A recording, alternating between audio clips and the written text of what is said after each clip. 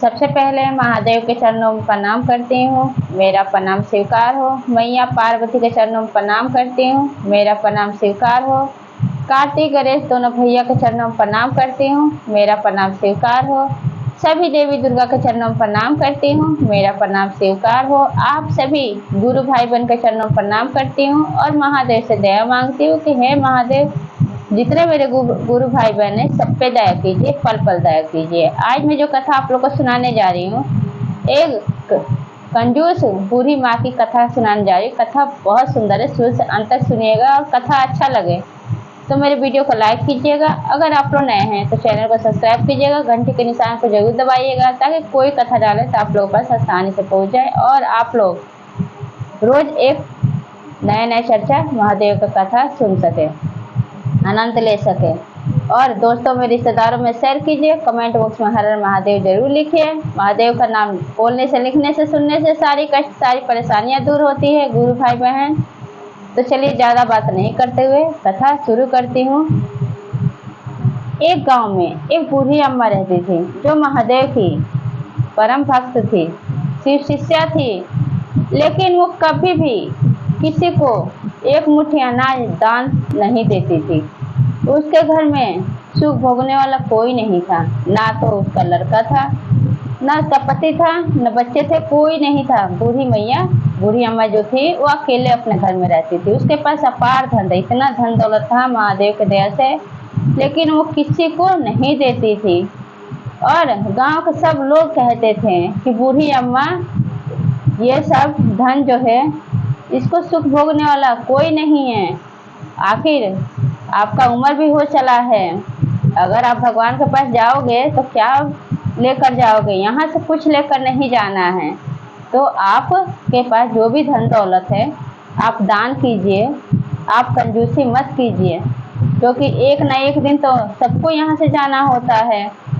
तो बूढ़ी मैया किसी की नहीं सुनती थी, वो सिर्फ अपनी सुनती थी। कहती थी कि मैं जाऊंगी तो सीधा शिव लोक जाऊंगी। वो हर समय महादेव को कहती थी, हर हर महादेव, हर हर महादेव, जय महादेव, जय महादेव, जय भोलेनाथ, जय भोलेनाथ। शिव महादेव का नाम जपती रहती थी, लेकिन वो किसी को एक मुट्ठी अनाज तक दान नहीं देती थी, ना किसी को एक रोटी तक वो खिलाती थी। भूखों को भी कुछ नहीं खिलाती थी, ना दान देती थी।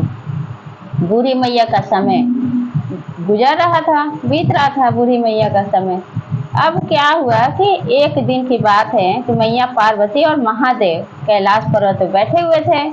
तो मैया पार्वती कहती है महादेव से कि प्रभु, आपकी जो भक्त है वो बहुत कंजूस है, वो किसी को दान नहीं देती। और ये बात जब महादेव सुनते हैं अपनी मैया पार्वती से, अर्धांगिनी से, तो क्या करते हैं कि वो एक साधु का रूप धारण करके अगले दिन उस बूढ़ी मैया के दरवाजे पे आते हैं। सुबह सुबह आते हैं तो कहते हैं, अलख निरंजन, अलख निरंजन, अलख निरंजन, कोई है? तब बूढ़ी मैया ये बात जब सुनती हैं तो बाहर आती हैं तो कहते हैं महादेव कि बूढ़ी मैया कुछ खाने को दे दो, कुछ दान दे दो। तो बूढ़ी अम्मा क्या कहती हैं कि बाबा, इतना सुबह सुबह कौन दान देता है? इतना सुबह से तो मैं खाना भी नहीं बनाई हूँ कि आपको खाना भी खिला सकूं। आप जाइए, आप थोड़ी देर बाद आइएगा। फिर वहाँ से महादेव मुस्कुराते हुए चले जाते हैं। फिर क्या होता है गुरु भाई बहन, फिर थोड़ी देर बाद फिर महादेव उसी साधु के रूप में फिर बूढ़ी अम्मा के पास आते हैं।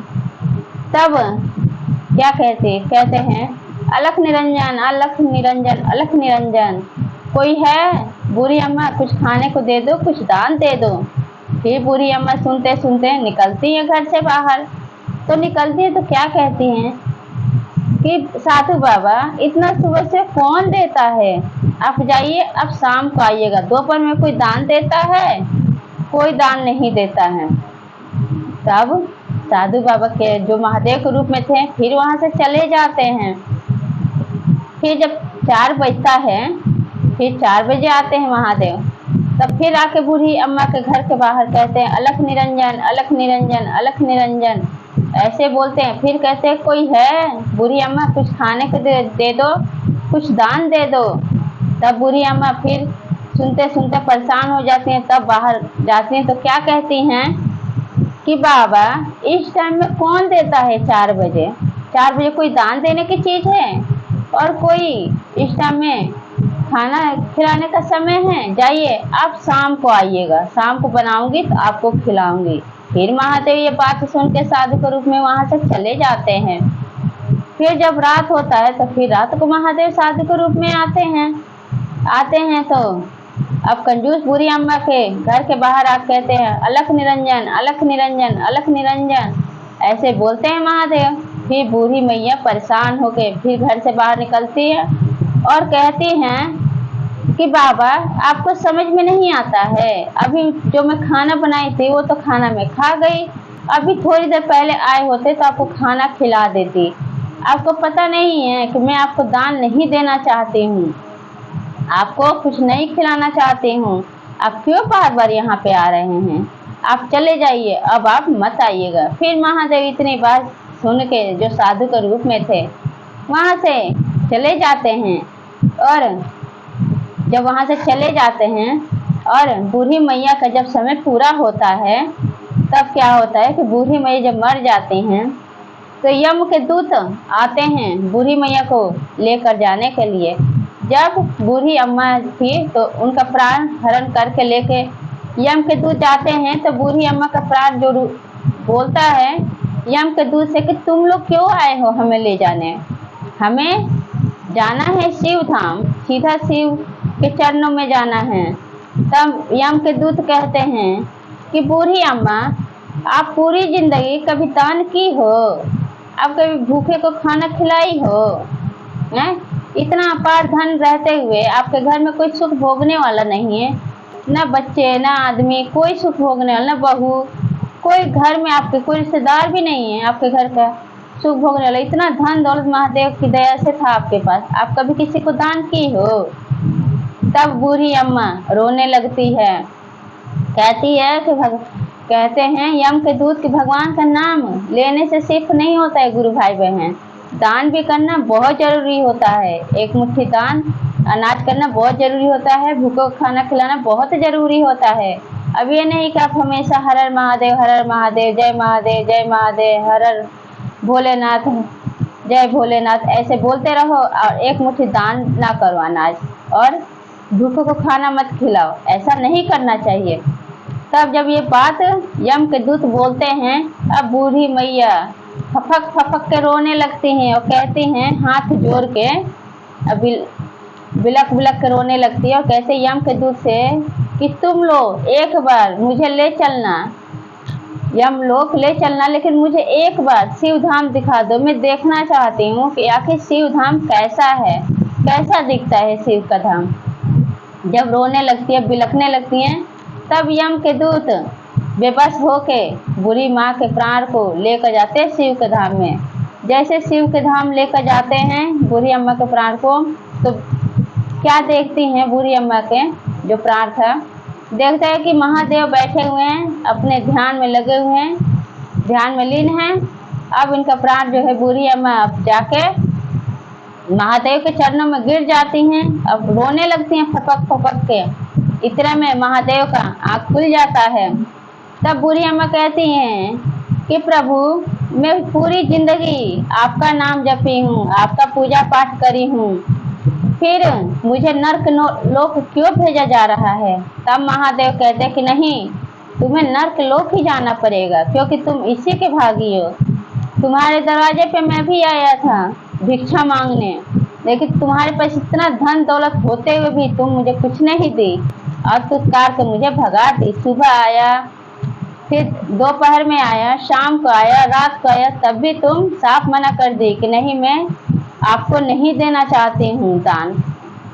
तब उसको बूढ़ी अम्मा को जब अपने गलती का एहसास होता है तब हाथ जोड़ के चरणों में गिर जाती है, महादेव से कहते हैं कि प्रभु इतना दिन तो मुझसे गलती हुआ है, लेकिन एक हफ्ता और मुझे समय दे दीजिए, एक हफ्ते के लिए मुझे और जिंदा कर दीजिए प्रभु, दया कीजिए भोलेनाथ दया कीजिए। तब महादेव जब इतना बात सुनते हैं कहती हैं कि पूरी जिंदगी मैं आपका नाम ली हूँ और आपका पूजा की हूँ, उसी पूजा का फल दे दीजिए, 1 हफ्ता मुझे जिंदा कर दीजिए। तब महादेव इतना बात सुन के उसको कहते कि चलो कोई बात नहीं, तथास्तु। 1 हफ्ते के लिए उसको जिंदा कर देते हैं। जब मरे हुए शरीर में जब उसका रूह चला आता है, उसके शरीर के अंदर जब प्रवेश कर लेता है, तो वहाँ के गांव के लोग सब थे अब दूर दूर भागने लगते हैं। बूढ़ी अम्मा जिंदा हो जाती है और जितना उसके पास धन दौलत था सबको बुला बुला के देने लगती है। लेकिन सब गांव के लोग कहते हैं कि बूढ़ी अम्मा को क्या हो गया। मरने के बाद तो जब जिंदा हुई तब तो बहुत बदल गई है। जरूरतमंद को दान करने लगी, भूखों को भोजन कराने लगी। 1 हफ्ता अपने हाथ से इतना दान की कि जब 1 हफ्ते बाद मरी तो उसको शिव के दूत आए ले जाने। तब बूढ़ी अम्मा जब शिव के धाम में गई, फिर महादेव उसको अपने शिव धाम में जगह दिए, क्योंकि पूरी जिंदगी तो वो दान की नहीं थी, अपना कंजूसी दिखाई, लेकिन पूरी जिंदगी का दान पुण्य और भूखे को खाना खिलाई। पूरी जिंदगी का दान पुण्य 1 हफ्ता में की, दिन रात करती थी। जितना धन दौलत था सब जरूरतमंद में दान करने लगी, भूखे को भोजन कराने लगी, जिसको जरूरत होता उसको धन भी देती। जब ये सब महादेव देखे तो उसके बाद उसको अपने शिव धाम में जगह दिए और बूढ़ी अम्मा शिव धाम में रहने लगी और उसका दिन दासा लौट गया। फिर महादेव जो महादेव की शिष्या थी, महादेव इस तरह से बूढ़ी अम्मा जो कंजूस बनी थी उस पर दया किए, उसको सही रास्ता दिखाए और फिर से जो बूढ़ी अम्मा थी उसका दिन दासा लौट गया और शिव धाम में रहने लगी। महादेव का सेवा करने लगी, महादेव का नाम जपने लगी। तो गुरु भाई बहन, जो महादेव का शिष्य होता है महादेव उसको सही रास्ता जरूर दिखाते हैं और भगवान का नाम सिर्फ बोलने से ही नहीं आपका सारा दुख दूर हो जाता है। दान पुण्य करना बहुत जरूरी होता है और जरूरतमंद को दान देना भी जरूरी होता है। तो ये कथा आप लोग कैसा लगा कमेंट बॉक्स में जरूर बताइए और सब बोलिए हर हर महादेव, मैया पार्वती की जय।